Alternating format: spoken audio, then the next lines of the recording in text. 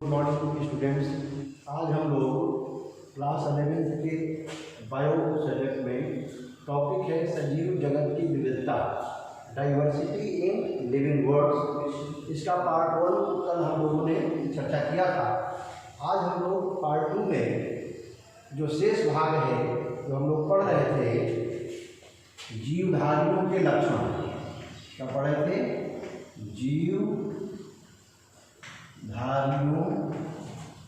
के लक्षण, characteristics of living beings, characteristics of living beings. इसमें कल हम लोगों ने 4 बिंदुओं पर चर्चा की थी। 4 बिंदु क्या थी? हमने सबसे पहले जो चर्चा की थी कल, इसी चैप्टर में जीवधारियों के लक्षण के संबंध में हमने आप लोगों से चर्चा की थी। 4 टॉपिक। लास्ट उसमें था उपापचय। क्या था? उपापचय। पहला पॉइंट था निश्चित आकृति और माप, दूसरा रासायनिक संगठन, तीसरा कोशिकीय संरचना और चौथा इसमें था उपापचय। इसकी हम चर्चा कर चुके हैं। इसी क्रम में हम आगे बढ़ेंगे। 5वां जो पॉइंट है इसका वो है गमन एवं गति। गमन एवं गति, लोकोमोशन एंड मूवमेंट। क्या? लोकोमोशन एवं मूवमेंट। देखिए, गति और गमन ये जीवधारियों का एक विशिष्ट लक्षण है। गमन कहते किसे हैं? Move from one place to another, एक स्थान से दूसरे स्थान पर चला जाना क्या कहलाता है? गमन कहलाता है। और गति का है अपने स्थान पर स्थिर रहकर अंगों का हिलना डुलना, ये क्या कहलाता है? गति कहलाता है। पौधे एक स्थान पर स्थिर रहते हैं, फिर भी उसमें विभिन्न प्रकार की गतियाँ होती हैं। जैसे प्रकाश अनुवर्तन कर वृद्धि होती है पौधों में, तो पौधे वृद्धि करते हैं। पुष्प कली के रूप में होता है, वो खिलता है, तो उसमें भी क्या होती है? धीरे धीरे क्या हो जाती है? गति होती है। तो गमन और गति यह सारे जीवधारियों का एक क्या है? विशिष्ट लक्षण है। अब गमन और गति करते क्यों हैं? अपनी विभिन्न आवश्यकताओं की पूर्ति के लिए। जैसे जंतुओं को भोजन की आवश्यकता की पूर्ति करना है, सुरक्षा के दृष्टि से या जीवन साथी की तलाश में they move from one place to another, एक स्थान से दूसरे स्थान पर क्या कहते हैं? गमन करते हैं। और हम लोग सामान्य जो जंतु से मनुष्य भी विभिन्न प्रकार की गतियाँ स्थिर अपने स्थान पर रहकर भी करते रहते हैं। जैसे कि हाथ हमारा क्या है? ये गति कर रहा है, गमन नहीं कर रहा है। तो जितने भी जीवधारी हैं ये गमन और गति करते हैं, ये चाहे पौधे हों या जंतु। ठीक है ना? निर्जीवों में गमन और गति नहीं होती, और अगर उनमें होगा तो वो क्या होगी? शक्ति की है। उसमें जो है बाहरी शक्ति के द्वारा और आंतरिक शक्ति के द्वारा ऐसा नहीं होगा। दूसरा अगला पॉइंट है इसका पोषण। पोषण इंग्लिश में इसको कहते हैं न्यूट्रिशन। पोषण को इंग्लिश में, तो पोषण की परिभाषा क्या है? पौधों द्वारा अपना भोजन बनाना, पौधों द्वारा अपना भोजन बनाने तथा जंतुओं द्वारा अपना भोजन प्राप्त करने की क्रिया ही क्या कहलाती है? पोषण कहलाती है। जंतुओं द्वारा अपना भोजन प्राप्त करने की क्रिया, लेकिन अब जंतुओं में इसमें कई स्टेप है, कई चरण हैं। पोषण के अंतर्गत भोजन को ग्रहण करना, उसका पाचन, पाचन के बाद अवशोषण, अवशोषण के बाद उसका परिवहन, परिवहन के बाद स्वांगीकरण, स्वांगीकरण के पश्चात उसका स्वांगीकरण का अर्थ ही होता है जीव द्रव्य में विलीन हो जाना। ये सभी क्रियाएं संयुक्त रूप से क्या कहलाती हैं? पोषण कहलाती हैं। तो जंतुओं चाहे पौधे हों, इनको पोषण की आवश्यकता होती है। अब पोषण क्यों आवश्यकता होती है? वृद्धि के लिए, विकास के लिए, टूट-फूट की मरम्मत के लिए, जीव द्रव्य के निर्माण के लिए, इन सब चीज़ों के लिए पोषण की आवश्यकता होती है। जबकि निर्जीवों को इस प्रकार की कोई आवश्यकता नहीं है। निर्जीवों को इस प्रकार की कोई आवश्यकता नहीं होती। अब 7वां पॉइंट है इसका वृद्धि। इंग्लिश में इसको कहते हैं ग्रोथ। वृद्धि जो है यह जीवधारियों का एक विशिष्ट लक्षण है। वृद्धि माने होता है सामान्य और सरल भाषा में इसको बढ़ना कहते हैं। आकार एवं माप में क्या बढ़ोतरी होना ही कहलाता है वृद्धि। कोई भी पौधा एक बीज के अंकुरित होने पर एक नवजात पौधा निकलता है और वो धीरे धीरे वृद्धि करते हुए एक विशालकाय वृक्ष का रूप धारण कर लेता है। इसी प्रकार कोई भी जीव का निर्माण एक कोशिका से होता है और बाद में हम लोग स्वयं मनुष्य भी एक शिशु के रूप में जन्म लेता है और धीरे धीरे वृद्धि करते हुए एक निश्चित आकृतियों आकार का हो जाता है। ये वृद्धि क्या होती है? आंतरिक होती है, दैट इज इंटरनल ग्रोथ। हम पोषण करते हैं, पोषण में पोषक पदार्थ जाते हैं जिससे हमारे शरीर में जीव द्रव्य का निर्माण होता है। जब जीव द्रव्य बढ़ता है उसी अनुपात में कोशिका का निर्माण होता है। तो वृद्धि, लेकिन वृद्धि में जंतुओं और पौधों में थोड़ा अंतर है। जंतुओं में एक निश्चित आयु के बाद वृद्धि रुक जाती है, जबकि पौधों में वृद्धि जीवन पर्यंत होती रहती है। पौधों में वृद्धि जीवन पर्यंत होती रहती है। यह आंतरिक वृद्धि होती है। पोषण के फलस्वरूप पोषक तत्व जाते हैं, जिसके फलस्वरूप क्या हो जाता है? जीव द्रव्य का निर्माण होता है। जीव द्रव्य बढ़ता है तो कोशिकाएं उसी अनुपात में बढ़ जाती हैं और फिर उसी अनुपात में क्या होता है? उसी अनुपात में जंतु और पौधे भी लगातार बढ़ते जाते हैं। यह आंतरिक वृद्धि है। वृद्धि निर्जीवों में नहीं होती। उसमें अगर वृद्धि होगी तो अभिवृद्धि होगी। क्या होगी? बाह्य वृद्धि होती है। जैसे अगर नमक के एक टुकड़े को नमक के गाढ़े घोल में डाल दिया जाए तो उसका धीरे धीरे क्या हो जाता है? नमक के जो कण है वो जमा हो जाते हैं, लेकिन वो वृद्धि क्या है? वो बाह्य वृद्धि कहलाती है। वो इंटरनल ग्रोथ नहीं है, वो एक्सटर्नल ग्रोथ कहलाती है। अभिवृद्धि उसको कहा जाता है। ये शायद आपको समझ में आ ही गया होगा। आगे हम लोग पढ़ेंगे श्वसन। क्या है? श्वसन।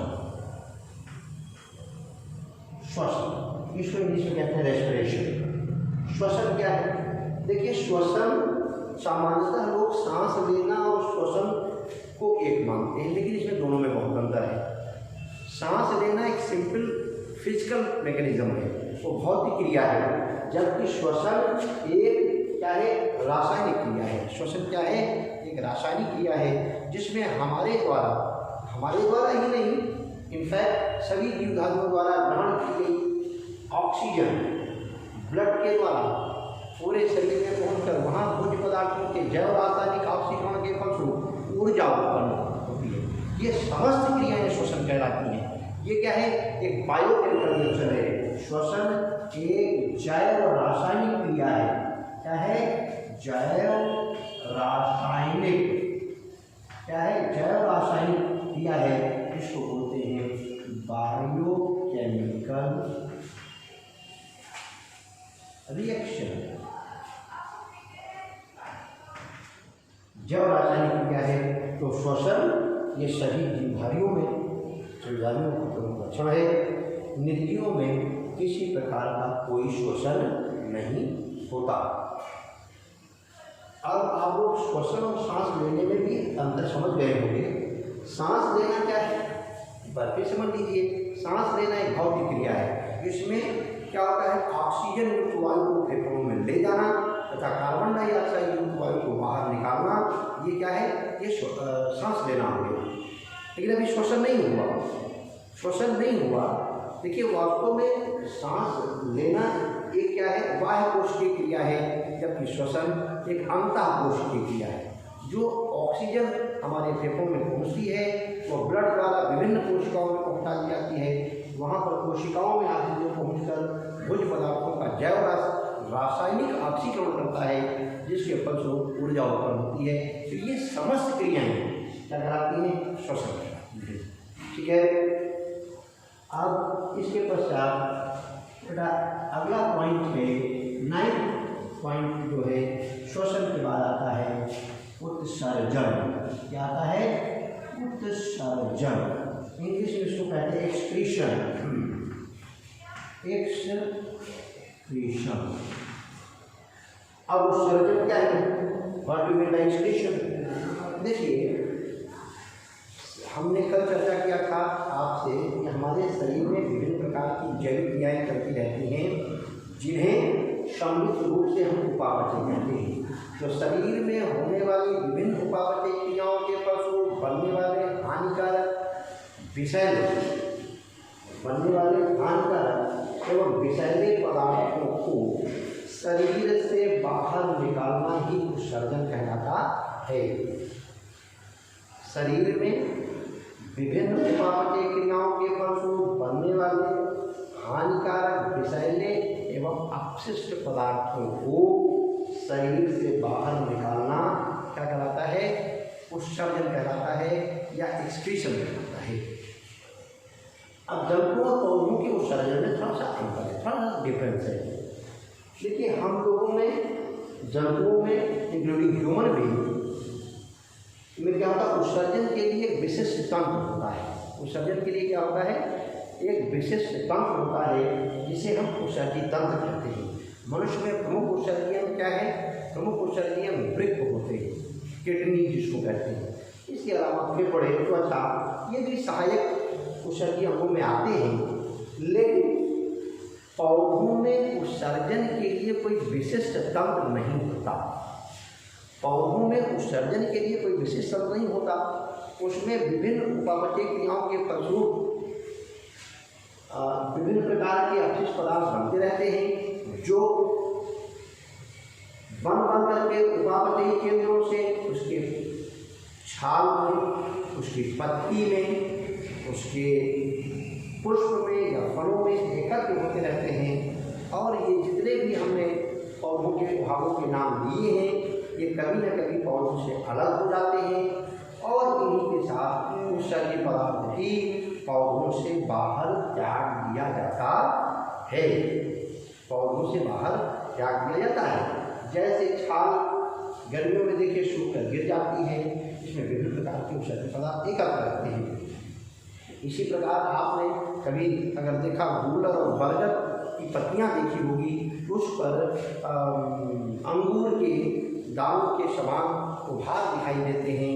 वो क्या है, अंगूर के दानों के समान जो उभार हैं, ये वास्तव में कैल्शियम कार्बोनेट के रवे होते हैं, जो औषधि पदार्थों के रूप में पत्तियों में आकर के जमा हो जाते हैं और पत्तियों के पृथक होने पर वो भी पौधों से बाहर त्याग दिए जाते हैं। ठीक है ना। अब अगला पॉइंट है, उत्तेजनशीलता। उत्तेजनशीलता, इरिटेबिलिटी। उत्तेजनशीलता कैसे कहते हैं भाई, देखिए बाहरी उद्दीपनों के प्रति अनुक्रिया करना ही उत्तेजनशीलता कहलाता है। जैसे अगर बहुत गर्मी पड़ जाती है तो जितने भी सजीव हैं वो उसके प्रति प्रतिक्रिया देते हैं। अब ये प्रतिक्रिया अलग अलग मौसम में अलग अलग प्रकार की होती है। जैसे अगर ठंडी में अभी कहीं आग जल रही हो तो जितने भी लिविंग बीइंग है धीरे धीरे उसकी ओर क्या होते हैं, आकर्षित होते हैं, उसकी ओर जाते हैं। लेकिन गर्मी के दिनों में हम उससे विपरीत प्रतिक्रिया देते हैं, हम उससे दूर भागना चाहते हैं। गर्मी के दिनों में हम ठंडे स्थान पर जाना चाहते हैं, लेकिन ठंडी के दिनों में हम जहाँ गर्मी मिलती है उसकी, तो ये क्या है, ये जीवधारियों की क्रियाशीलता है, उत्तेजनशीलता है, ठीक है ना। तो इसी को कहते हैं बाहरी उद्दीपनों के प्रति, बाहरी उद्दीपनों के प्रति अक्रिया करना ही क्या है, उत्तेजनशीलता है। जैसे अभी आप अगर स्वादिष्ट भोजन ही देख लें तो आपके मुंह में क्या है, अगर आपका रुचिकर भोजन है तो आपके मुंह में पानी आ जाता है, ये जीवधारियों की क्या है, उत्तेजनशीलता है, दैट इज रिफ्लेक्स एक्शन है प्रकृति क्रिया। लेकिन ऐसा क्रिया केवल जीवधारी ही करते हैं, पौधे भी उत्तेजनशीलता प्रदर्शित करते हैं। जैसे गर्मी के दिनों में हम लोग अगर धूप में जाते हैं मुरझा जाते हैं, ठीक उसी प्रकार से लेकिन पौधे भी गर्मी के दिनों में मुरझा जाते हैं, गर्मी के दिनों में क्या हो जाते हैं, मुरझा जाते हैं। इसका मतलब है कि वो भी सूर्य की गर्मी के प्रति उत्तेजनशीलता प्रदर्शित कर रहे हैं। तो that is known as irritability, उत्तेजनशीलता का जो है यह जीवधारियों का एक विशिष्ट लक्षण होता है, उत्तेजनशीलता। ठीक है, अब इसके आगे मेरा है जनन एवं जीवन चक्र। जनन होता होगा, जनन एवं जीवन चक्र, रिप्रोडक्शन एंड लाइफ साइकिल। देखिए जनन क्या है, सभी जीवधारी अपनी वंश वृद्धि को बनाए रखने के लिए अपनी जैसी संतानोत्पत्ति करते हैं। सभी जीवधारी अपनी वंश वृद्धि को बनाए रखने के लिए अपनी जैसी संतानोत्पत्ति करते हैं, यह क्रिया जन्म कहलाती है। जन्म के फलस्वरूप उत्पन्न संतान शैशवावस्था, बाल्यावस्था, प्रौढ़ावस्था, इस अवस्थाओं से गुजरता है। वयस्क हो जाने पर वह भी वही क्रिया करता है और एक निश्चित आयु के बाद क्या हो जाता है, प्रौढ़ावस्था के बाद फिर वृद्धावस्था आती है, फिर एक दिन क्या हो जाता है, उसकी जीवनता समाप्त हो जाती है, ठीक है ना। तो एक जन्म के बाद एक जीवन चक्र है, जीवन चक्र पूरा करने के बाद जीवधारी की क्या हो जाती है, मृत्यु हो जाती है, जबकि निर्जीवों में इस प्रकार की कोई क्रिया नहीं होती। निर्जीवों में इस प्रकार की कोई क्रिया नहीं होती। लास्ट टॉपिक इसका है, लास्ट बस नॉट लीस्ट, जैव विकास। लास्ट टॉपिक है इसका जैव विकास। क्या है, जैव विकास, इसको इंग्लिश में कहते हैं ऑर्गेनिक इवोल्यूशन। जैव विकास किसे कहते हैं भाई, निम्न कोटि के सरल जीवों से, निम्न कोटि के सरल जीवों से उच्च कोटि के जटिल जीवों का विकास क्या कहलाता है, जैव विकास कहलाता है। क्या कहलाता है, जैव विकास कहलाता है। जैव विकास जो है यह जीवधारियों में जब जन्म की क्रिया होती है तो उसमें जो संतानें उत्पन्न होती है उनमें कुछ ना कुछ अंतर अवश्य हो जाता है। उसमें क्या हो जाता है, कुछ ना कुछ दो सगे भाई बहन हूबहू एक दूसरे के समान नहीं होते। जन्म की प्रक्रिया कुछ ऐसी जटिल है ही, इसकी चर्चा हम लोग आगे जब जन्म चक्कर आएगा तो करेंगे कि एक ही माँ बाप से उत्पन्न दो या दो से अधिक संतानों में अंतर क्यों हो जाता है, एक दूसरे के समान क्यों नहीं होती, केवल जुड़वा बच्चों को छोड़ करके। तो उसकी चर्चा यहाँ पर नहीं करेंगे, उसकी चर्चा हम लोग आगे करेंगे। जब जन्म चक्कर पढ़ेंगे तो आपको बताएंगे कि किन कारणों से एक ही माँ बाप से उत्पन्न संतानों में कुछ ना कुछ अंतर उत्पन्न हो जाता है, या एक ही पौधे के प्राप्त बीजों से बने हुए जो नए पौधे हैं उनमें कुछ ना कुछ अंतर हो जाता है। तो वो अलग टॉपिक है, उसकी चर्चा हम करेंगे। लेकिन जब ये अंतर आता जाता है, लगातार हर पीढ़ी में कुछ ना कुछ अंतर आता जाता है, तो क्या होता है, इस अंतर आने के फलस्वरूप जो नई जातियाँ हैं अपनी पूर्वज जातियों से लगातार बाद एक नई जातियों का, एक नई जाति का निर्माण हो जाता है। इसी को कहते हैं जैव विकास। इसी को क्या कहते हैं? Organic evolution. यहाँ पर आकर के ये टॉपिक समाप्त हो जाता है। Thank you.